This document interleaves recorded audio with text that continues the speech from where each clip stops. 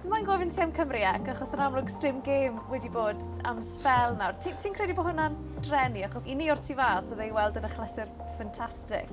Oes, oedd yn anrhydedd enfawr, so chwarae 4 cap, dwi'n credu ges i gyd. Mae'n diddorol, ddim yn siŵr pam. Felly bydd y Gymdeithas Bêl-droed i gallu helpu ateb hynny. Ti'n gofyn unrhyw un sydd dath cael yn y brofiad yna o'r 5 neu 6 blynedd oedd yn gwneud, gath pawb amser da iawn. A dwi'n weld o faint o chwaraewyr na symud o Cymru C draw i Lloegr a draw i cynghreiriau gwahanol i cael profiadau gwahanol. A mae Will Evans yn esiampl berffaith o hynny. Oedd angen falle meddwl beth oedd y rheswm nhw'n wneud am. Oedd angen feddwl am beth oedd y pwynt a sut maen nhw am defnyddio fe. Achos ambell waith efallai bobl o fewn y gyngrair ond nhw'n edrych ar yr gêm Cymru C fel safbwynt o colli chwaraewyr. So felly oedd hynny'n broblem i'r gyngrair, fi ddim yn gwybod. Ond mae'n piti i'r chwaraewyr, definitely. Dyn nhw ddim yn cael y profiad a ges i, a gobeithio mewn amser fydd yn ôl.